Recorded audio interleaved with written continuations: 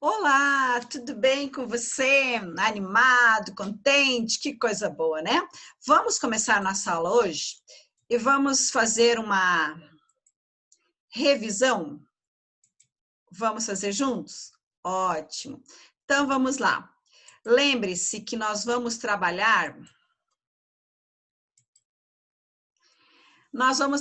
hoje com realismo, certo? E com o naturalismo, ok?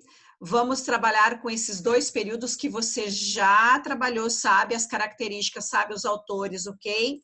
E também vamos conversar um pouquinho sobre o Dom Casmurro, que é um paradidático que você deve estar lendo, ou você já leu, ok? Então vamos lá, vamos fazer algumas questões para ver se fixou realmente conteúdo desse bimestre. Você tem aqui, então, um texto, e nós vamos ler o texto e entender. Não chores, minha flor, segredou-lhe afinal.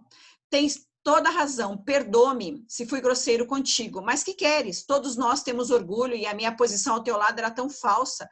Acredita que ninguém te amará mais do que te amo e te desejo, se soubesses, porém, quanto custa ouvir cara a cara? Não lhe dou minha filha, porque o senhor é indigno dela. O senhor é filho de uma escrava. Se me dissesse, é porque é pobre, que diabo, eu trabalharia. Se me dissessem, é porque não tem uma posição social, juro-te que a conquistaria, fosse como fosse, é porque é um infame, um ladrão, um miserável. Eu me comprometeria a fazer de mim o melhor modelo dos homens de bem. Mas um ex-escravo, um filho de negra, um mulato, e como hei de transformar todo o meu sangue, gota por gota? Como hei de apagar a minha história da lembrança de toda essa gente que me detesta? Um trecho da obra O Mulato, de Aloysio de Azevedo. Ok? E aqui eu tenho o diálogo entre os personagens Raimundo e Ana Rosa, na obra da Aloysio, expressando o preconceito racial existente na sociedade maranhense do século XIX. Agora vamos ao enunciado. Da leitura do romance O Mulato, percebe-se o quê? Que as classes dirigentes elas discriminavam os mulatos para evitar uma mobilidade social que colocasse em risco a estrutura vigente naquela sociedade. Ou a letra B, os mulatos representavam uma pequena fração da sociedade maranhense e aspiravam chegar ao poder político por meio do casamento com mulheres da elite. Ou os escravos eles eram vistos de forma romanceada em razão da característica irracial da sociedade rural maranhense no século XIX. Ou ainda a letra D, os abolicionistas defendiam a plena igualdade racial como forma de estabelecer uma sociedade igualitária e justa para todos. Você descartaria de primeira essa, né?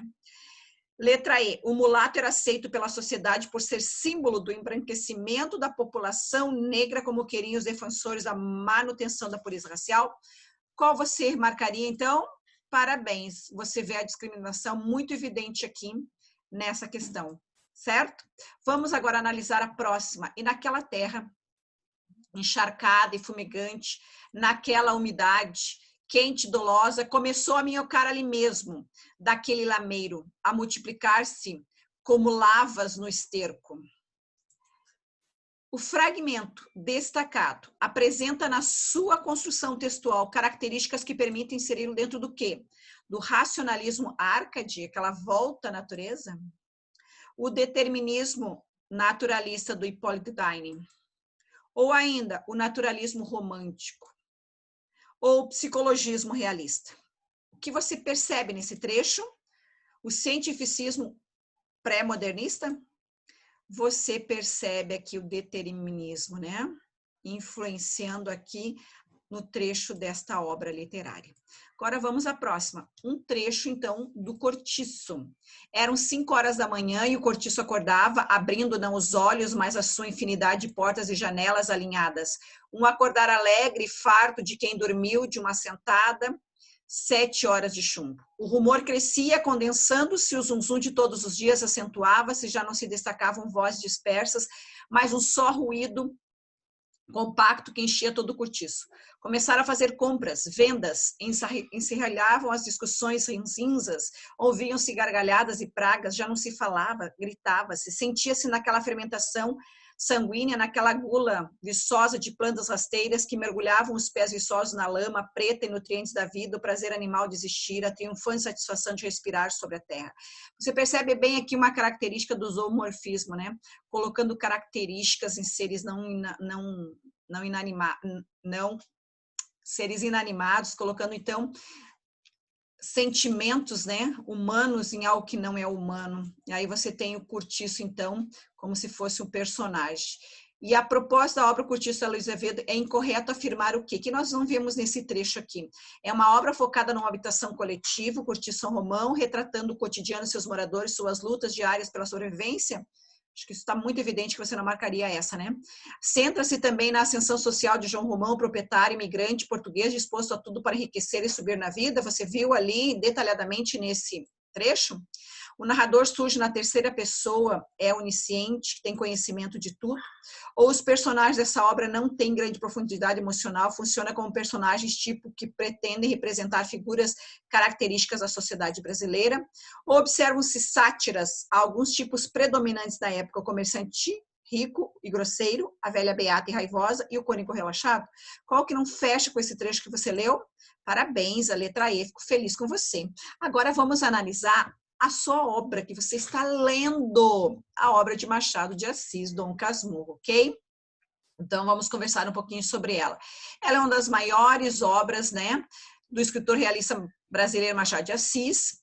Tem 148 capítulos intitulados. O romance foi publicado em 1899. E aí você tem um romance narrado pelo próprio Bento Santiago, conhecido como Bentinho. Ele é um homem, assim, por volta dos seus 60 anos, está disposto a contar a sua história de amor pela vizinha, Capitu. A trama tem como local a cidade do Rio de Janeiro durante esse período do Segundo Império.